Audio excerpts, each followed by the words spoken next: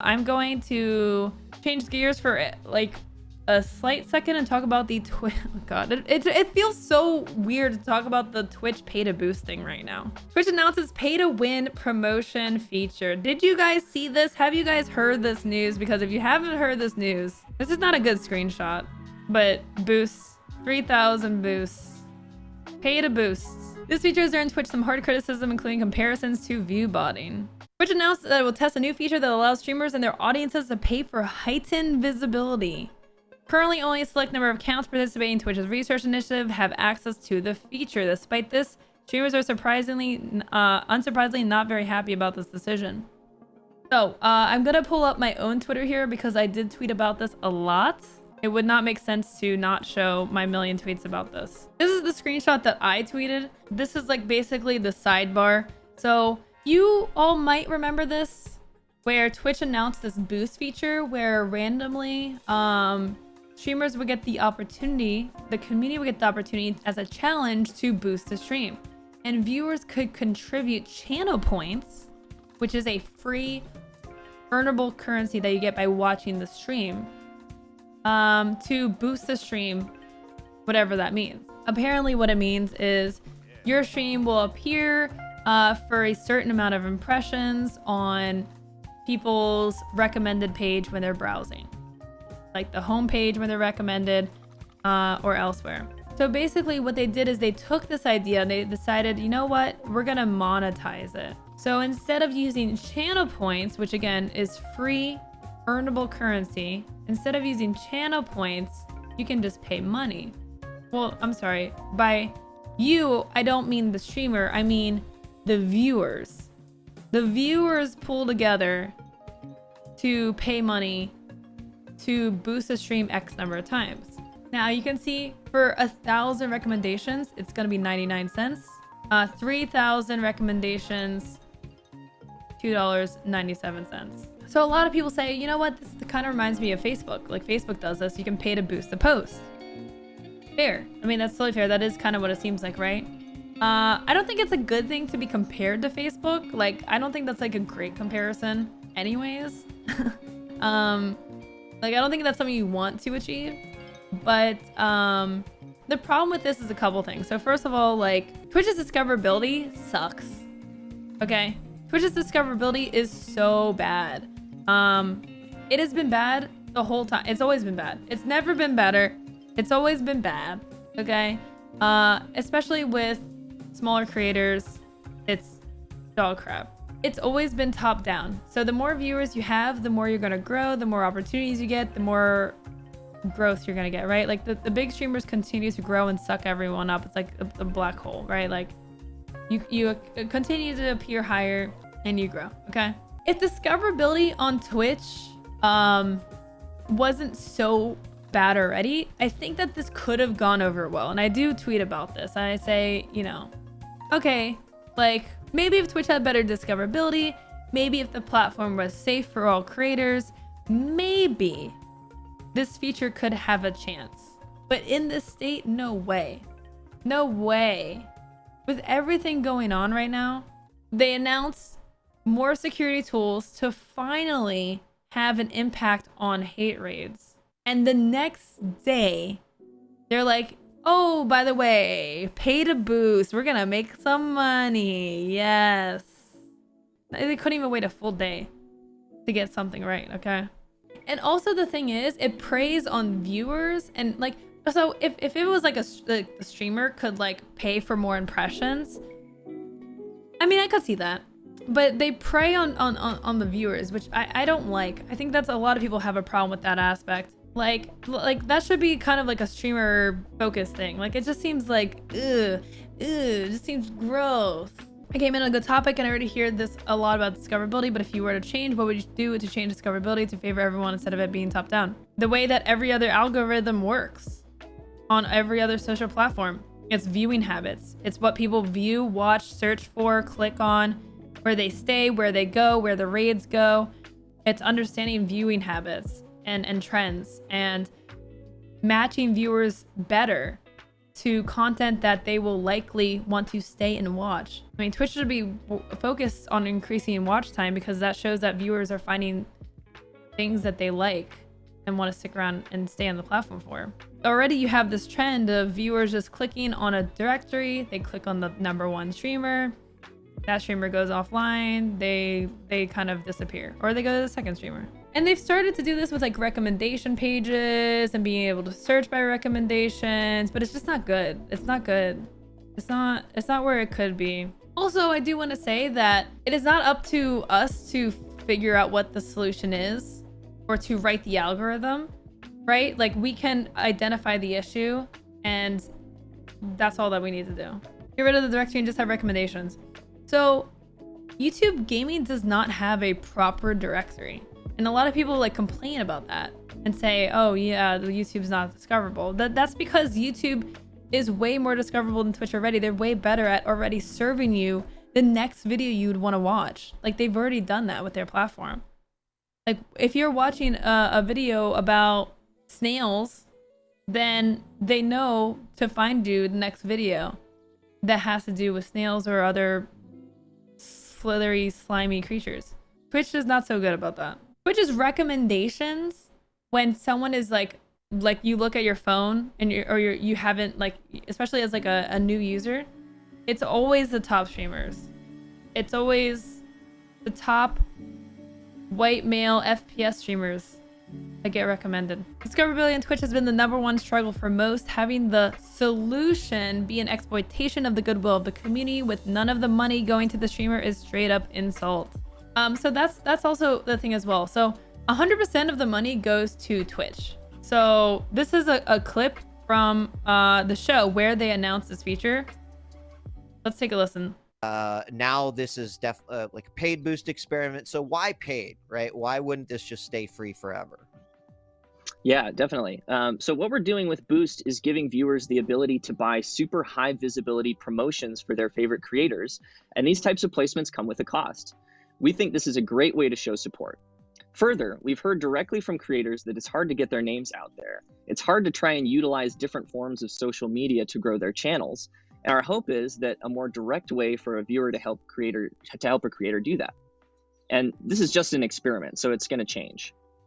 It's no secret that viewers are here to support their creators, and we think that paying to help a creator grow their community will be worthwhile for their supporters. Now this is... Yes, if you're wondering, he did read off a script that was pre-written for this question. Yes. Didn't really answer the question. If you did watch the show, he does go on to explain that it costs Twitch money to put people in higher placements. So they need to justify showing a stream in a higher, more valued placement by getting paid. Like, you own the site, dude. You are Twitch, you are the website. What are you talking about? I just changed my direct deposit to go straight to Twitch. Hope this helps your stream, Lowco. Thanks, Sir Buzzkill. It costs them money because they aren't getting the revenue from views of the big streamers. And so that just goes back to the problem of, like, if you just match viewers to good streams that they will like, if you get better at that, that will undoubtedly increase your bottom line. Like, you will keep viewers on the platform more. They're more likely to support someone that they really click with. And the thing is also, like, mid-sized streamers, like, I would say, now I don't have numbers on this and maybe the public data will now help with this, but I would wager that mid-sized streamers garner more support per viewer on average than higher streamers.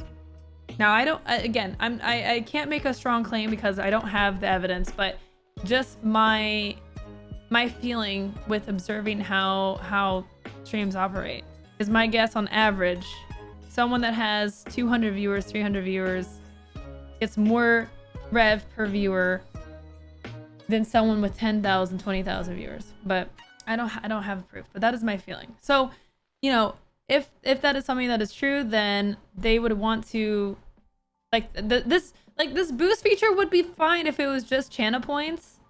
Totally fine. Another issue with the boost feature is that, from my experience and more anecdotal evidence that I'm finding from other creators who experience the point boost system, the channel point boost program was not beneficial.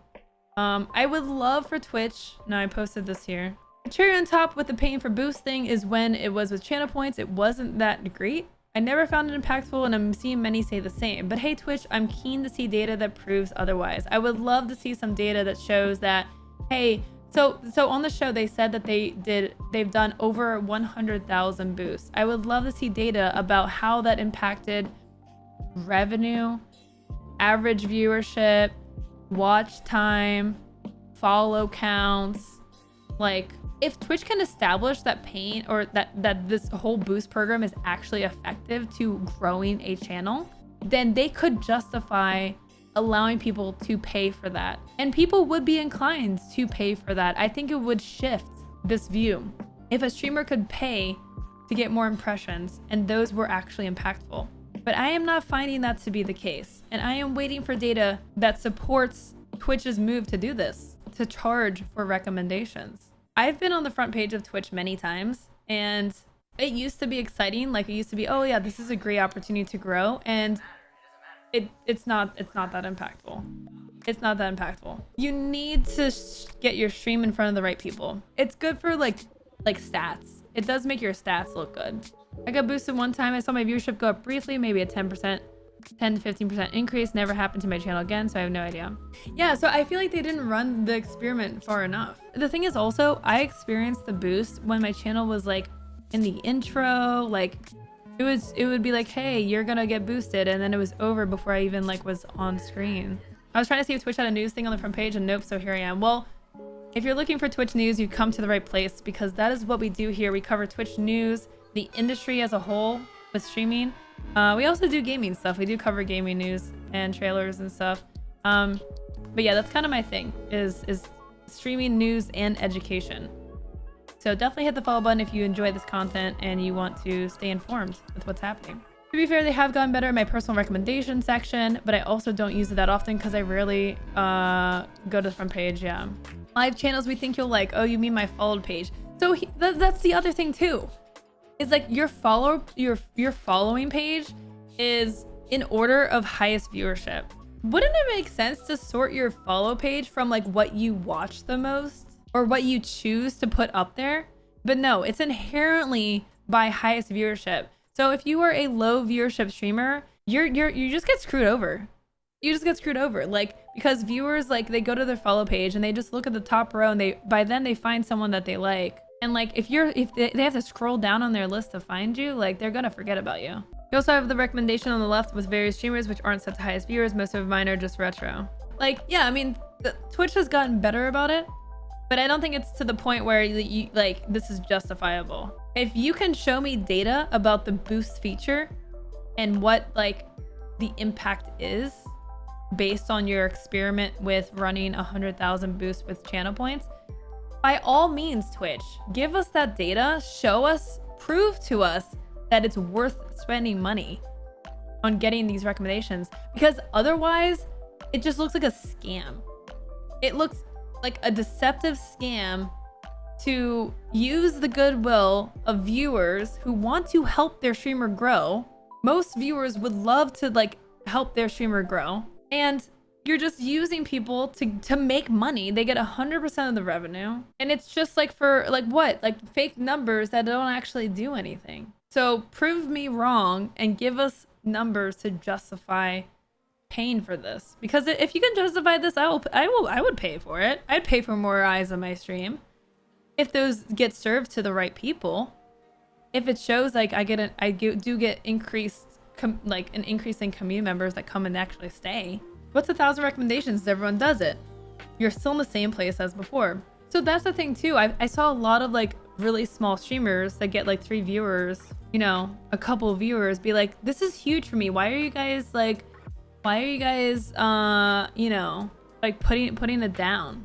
Like, this is a big opportunity. You guys are just like jealous we're gonna get more eyes. I'm like, dude, like if you only have 3 viewers, none of your viewers are paying to get your channel boosted. Like, the people that benefit of this most are going to be higher viewer streams. Now, they did say, so to be completely clear, they did say that the experiment was going to run for people that have like 200 or 300 viewer average or below, or 1,000 or below, or something like that. So there is a cap to who they're gonna experiment this with. So it's not just like someone with 10,000 viewers is gonna boost their stream and be on the front. So that is a good thing.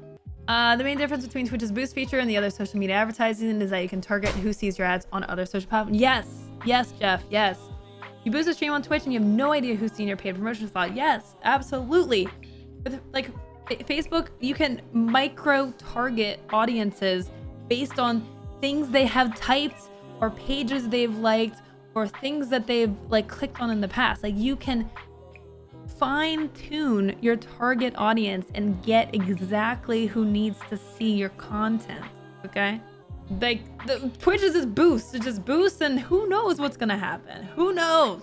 For me, most of those impressions would not be valuable. Like I would want to focus on targeting streamers, people who actually stream on the platform, like people who watch news and talk shows and stuff like that. Like most of that audience, most of Twitch's audience is younger men who like video games. Like that is the majority of Twitch's audience. So this would not be valuable unless I could fine tune exactly who is getting those recommendations. There's no information about that whatsoever. No information about that whatsoever. Like Twitch is just like, we want money, boosts. Just boost and see what happens. Just boost, forehead. Hey, kid. Hey, come here for a sec. Hey, you want to help your favorite streamer grow? You know, you wanna keep them on the platform. Hey, just give us a little money. We'll bump it up a little bit, okay? Don't ask questions. Just give me your money. Let's boost the stream to the moon. You know? Haha. Yeah. I made a joke about Twitch suing view botters so they could monetize it themselves. Give us $1, share the streamer to 1,000 people who won't actually click on it. You're literally just like donating to Twitch. Like, boosts are literally just Twitch trying to fix their own oversaturation problems. It's not even to fix it though. It's not even to fix it. It's just to make money from the struggle of discoverability. They're just trying to profit off of it, not trying to fix it. When I saw this on Twitch's show, like my jaw hit the floor, okay? I could not believe that this was a real thing that they were talking about. My mind was blown. This was literally a week ago. And now we have Twitch's data being leaked. The only thing I see working right now is shoutouts from other streamers. Discord promo shares don't work anymore because apparently it makes you look needy. Tweets don't work as much as they used to. Lowco, you mentioned hosting doesn't work, which I can see. It's very hard to grow nowadays. No, it is very hard to grow inherently on the platform. Yes, it is. My advice for people who want to grow their stream is like using other platforms. There are some communities and some techniques that exist on Twitch to help you grow, but the biggest impact is off platform, which is not great. Not great. Right? Because, I mean, you have TikTok. TikTok's discoverability is fantastic. Like, they know exactly how to put your video in front of the right people. I get most new people from TikTok. Yeah. TikTok has really, really, really good discoverability. So much so that I've seen creators who were doing okay on Twitch, but they kind of plateaued for a while, start to do TikTok and like blow up there and like make TikTok their main thing. It wasn't their content that was bad. It's not like they're doing something completely different. It's that they weren't getting the right eyes on their stream. That's the problem with Twitch. There's so many people that have good content. They have great quality content, but they just don't get served the eyes that need to see their stream. I also think another thing is we talked about this the other day, but viewers usually exist in familiar circles. Okay? Like someone who watches Tim the Tatman probably watches the people, well, Tim the Tatman's not on Twitch anymore, but people who watch someone like Tim the Tatman are going to watch people that he usually plays with, right? People who also play shooters, play the same games, like same circles. People who watch my stream exist in, there's circles that exist on Twitch. So you can definitely find trends in watch habits and serving people related content. Like I often see my community members in other similar community members of people I raid. I have a big circle. Yeah, I mean that, like, not everyone is just purely in like one single circle, but you can find trends that way. That is a way to find trends, is like to see where these people go and how they raid and host each other, and this viewer is also a part of these streams, and the like you could see circles being made here.